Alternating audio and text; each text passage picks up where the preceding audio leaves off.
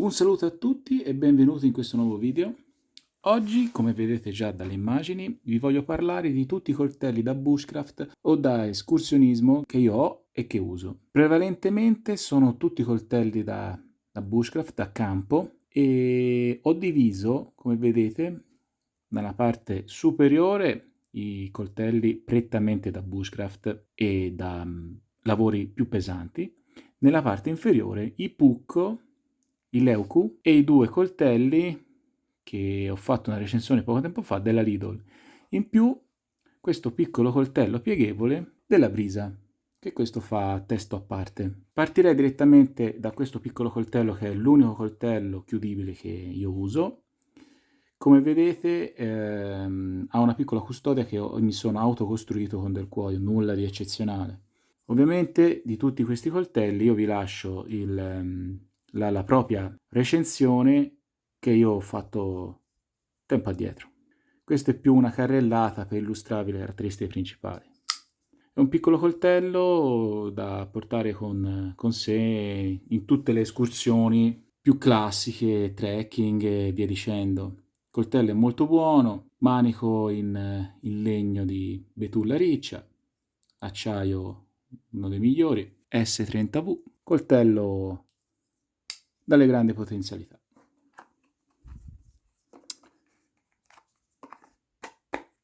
Come avete già visto negli scorsi video, questi sono due coltelli della Lidl, senza arte né parte, da 4,99 €, ma se siete alle prime armi e volete divertirvi un po' nel bosco, prendete questi e potete anche distruggerli, perderli e via dicendo.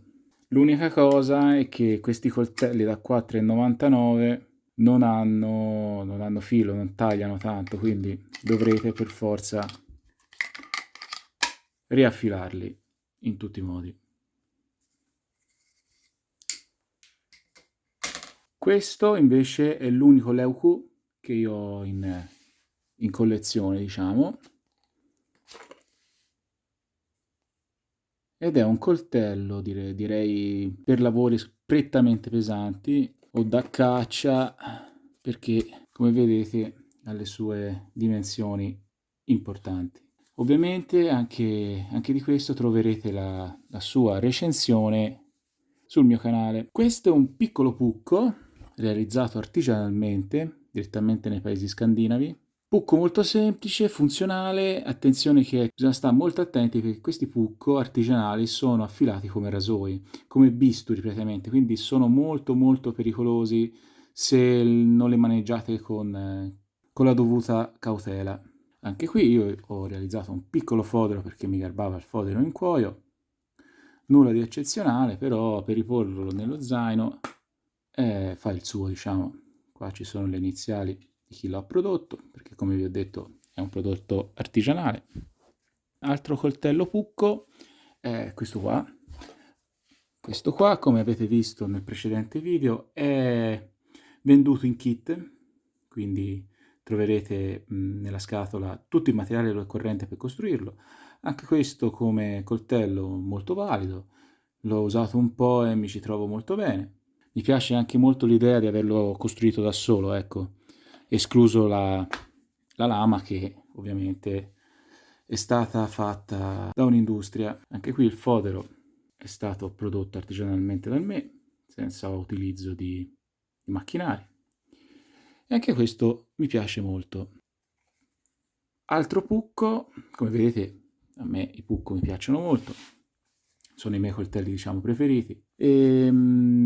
Simile al precedente, ma con, come vedete, la lama è leggermente diversa, il fodero è leggermente diverso perché io l'ho realizzato in una maniera diversa, e questo io mi ci sono trovato molto bene nella realizzazione di intagli nel bosco. Fodero classico scandinavo, e direi che questo è uno dei miei pucco preferiti anche perché costa relativamente poco. Altro grandissimo coltello fatto da artigiani scandinavi è questo qua della Caresuando, lo Jarven. realizzato completamente a mano, sia il fodero che la lama che il manico. È un coltello in acciaio damasco, estremamente rifinito, non ha difetti, quasi un pezzo da collezione, con intarsi, rifiniture estremamente curate. Questo è un bel pezzo che ho in collezione. Ricapitolando la parte inferiore dei coltelli, i primi due sono della Lido, quindi appena volete e appena c'è un'offerta le troverete.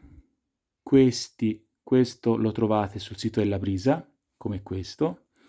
Questo è un coltello PUC artigianale di Giua Pertulla e anche questo viene dai paesi nordici. Questo viene venduto in kit dalla Castrom. Questo è un altro coltello della Brisa, che lo trovate direttamente sul loro sito. E questo, come vi ho già detto, lo trovate sul sito dell'Acquario Usando. Ovviamente, come ho già detto, vi lascio tutti i link e tutte le recensioni ad ognuno di questi coltelli.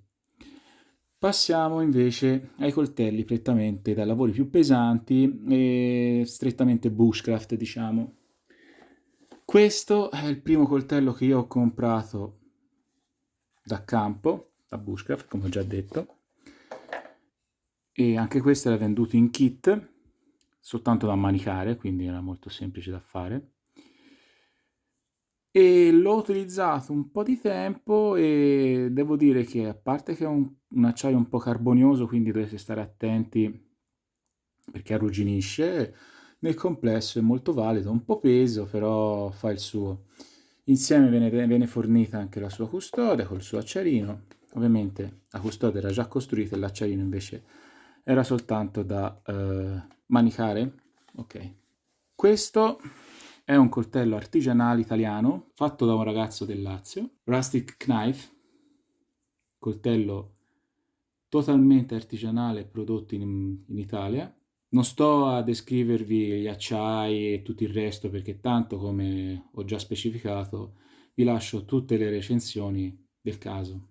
Coltello molto valido, l'ho usato e mi ci sono trovato molto molto bene, quindi io questo ve lo consiglio. E che dire, gran bel pezzo.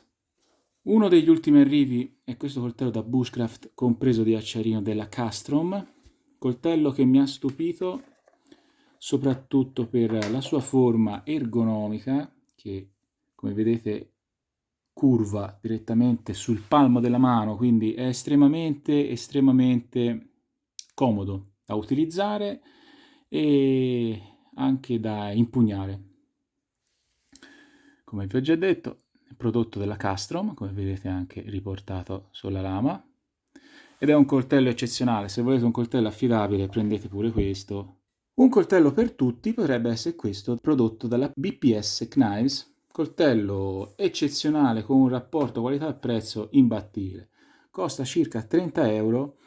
L'ho maltrattato, l'ho usato anche come scalpello per tagliare il legno e alla fine non ha subito un graffio e forse un po' le guancette da ristringere, ma nemmeno. Prodotto in Ucraina, viene venduto col suo fodero e per il suo prezzo non troverete di meglio. Altro coltello che uso e sto usando anche ultimamente è questo qui della Brisa, che ci faccio un po' di tutto perché, come vedete dalla forma, mi ricorda un po' un coltello anche da cucina, si può dire?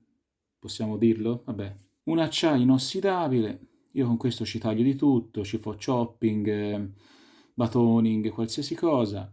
Mi garba particolarmente anche il manico, mi carta. L'acciaio, come ho già detto, è un acciaio fenomenale, non fa una piega, non ha un graffio. Con questo ci tagliate di tutto, ci fate di tutto. Questo altro coltello prodotto dalla Brisa, molto particolare perché è su un modello di un vecchio coltello americano ed è uno dei primi stili di geometrie adottate per il bushcraft.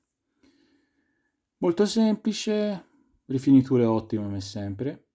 Ovviamente questo non è da lavori estremamente pesanti, ma ci potete fare un po' di tutto, sia da cucina che intaglio del legno, sempre lavori da campo, se volete un coltello old style, questo è quello che fa per voi, perché come disegno a me piace molto.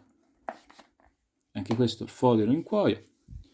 E per ultimo, ma non meno importante, abbiamo un coltello della Ultaforce, quindi industriale, ma non per questo meno valido.